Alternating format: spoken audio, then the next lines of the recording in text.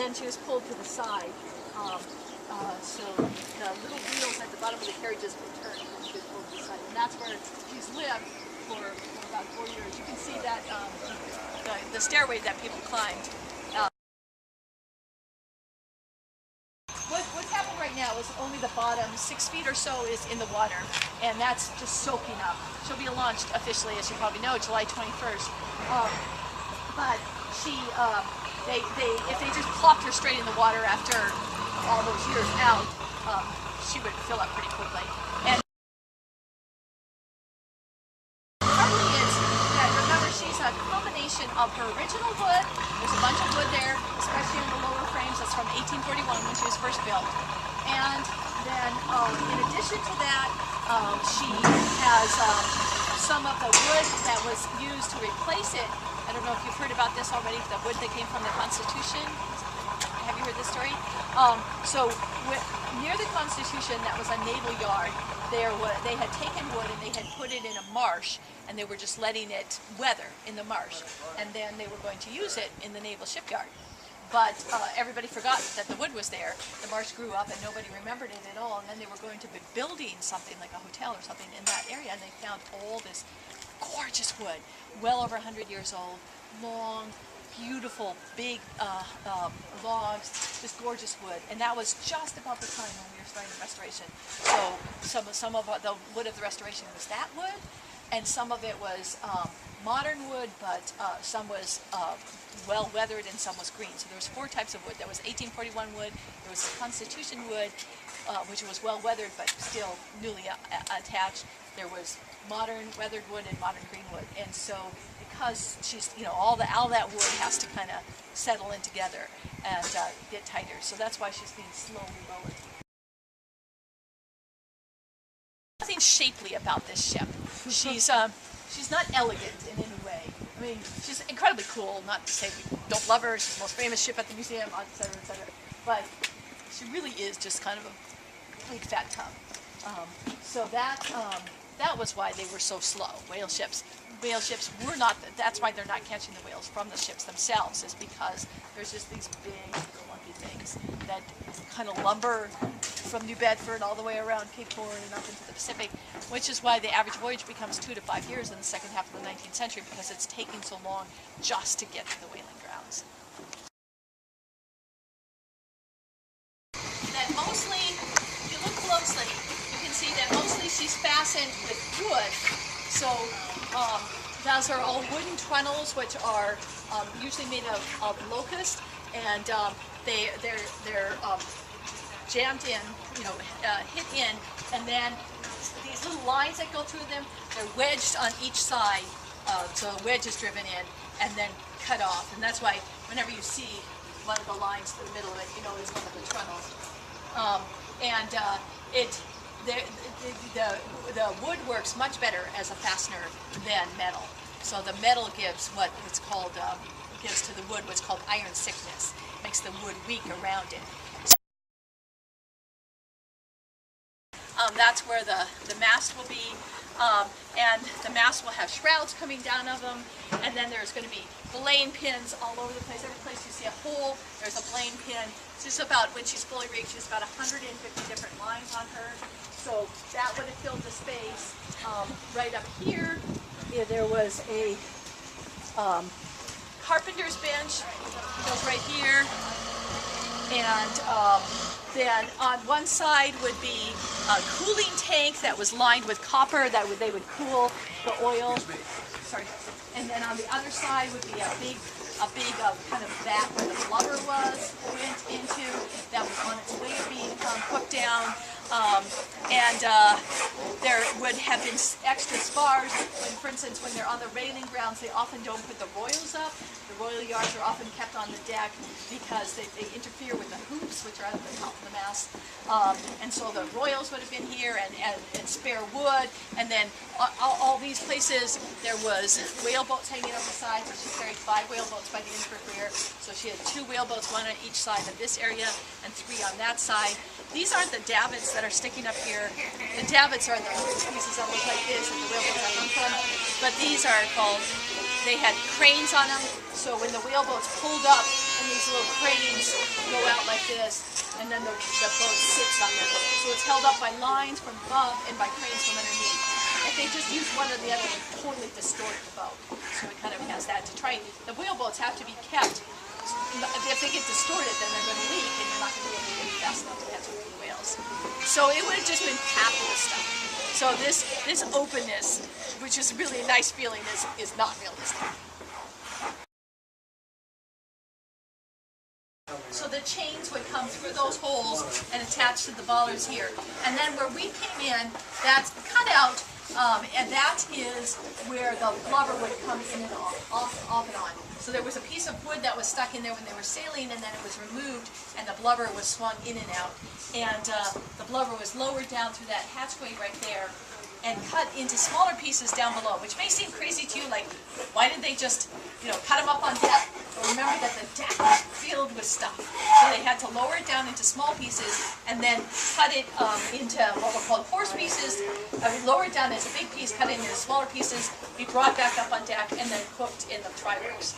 So the whole process was a little bit inefficient that way, but that way they had more, just more room to do it. People often ask if they really had those, because there's this idea, people are always thinking that glass wasn't invented until the 20th century. I'm not sure what they think that the stained glass windows of the cathedrals all through Europe are made of, but people are always saying, no, they didn't. And of course they did. They had figured out very early on how prisms work. That's how lighthouses work. They work on the same idea of prisms. And these prisms, they wouldn't have a window on the deck, and these are, they're thick, so you can step on them without breaking them. And they bring a lot of light.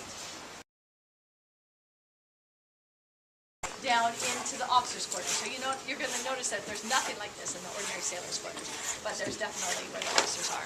And we did once manage to drop something from a loft that managed to get in between and break the glass, but it's supposed to break the fall. And then also, if you have waves coming over, the grating will help to break the force of the wave and hopefully stop the glass from breaking. But by the end of whaling, as I was talking about earlier, they're doing most of the whaling in the tropics, so most of the time it's too hot. So they're trying to figure out ways to keep it a little bit cooler.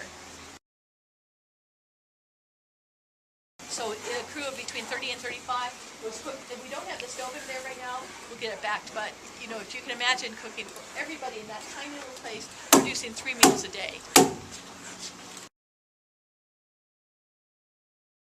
And then back right behind Richard here is the wheel, and it's actually the mysterious wheel, which you can't see right now, the phantom wheel. The way people, when they left the United States, they had to have essentially a form of a passport, which was called a crew list.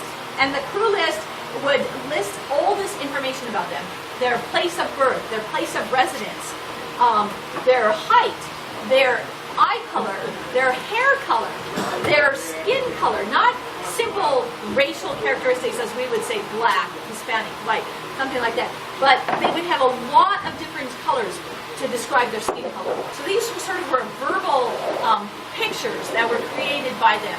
And because of that, we know the heights of all the men on board the ship, this ship, and the average height of whalemen on the Morgan was only 1 inch shorter than the average height of men today. Now, of course, it gets down to 5'3", so I can walk with impunity. But that's because they didn't care about the men. In this area, the only time they're in here is to cut the blubber up into small pieces and then send it back up. They were only down here briefly, and it gets really low. It's much higher in the areas that they lived at the 2 ends. Okay. When they did the restoration, they found out that 1841 keel, still got the entire original keel along the bottom. We didn't have to replace any of that. And then the keel set which goes on top of that, we had to replace a small section of that. That's almost completely original. And then the lower frames, the stuff that hadn't been seen since 1841, far more of those we were able to save than we expected to.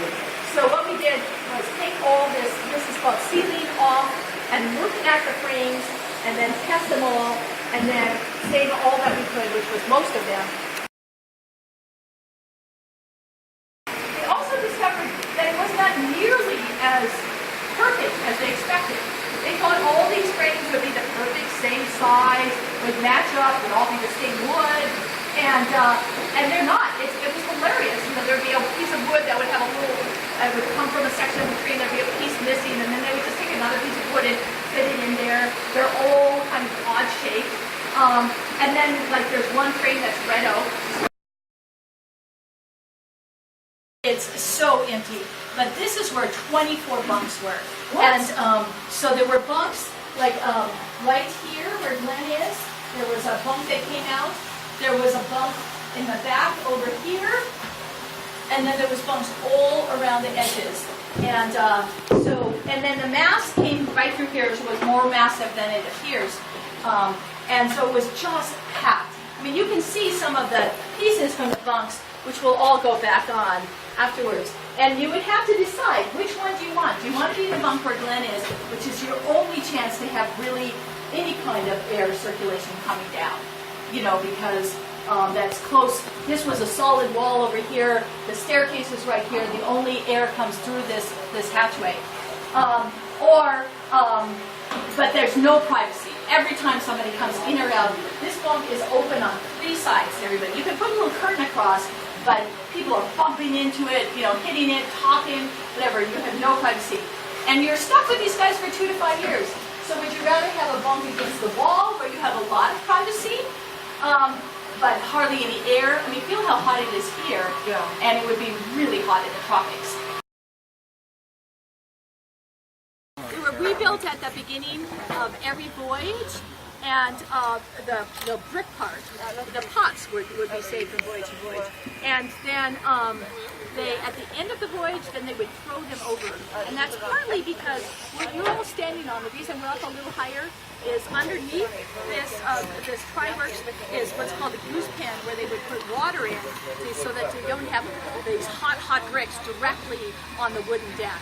So, because of course they were terrified of fire.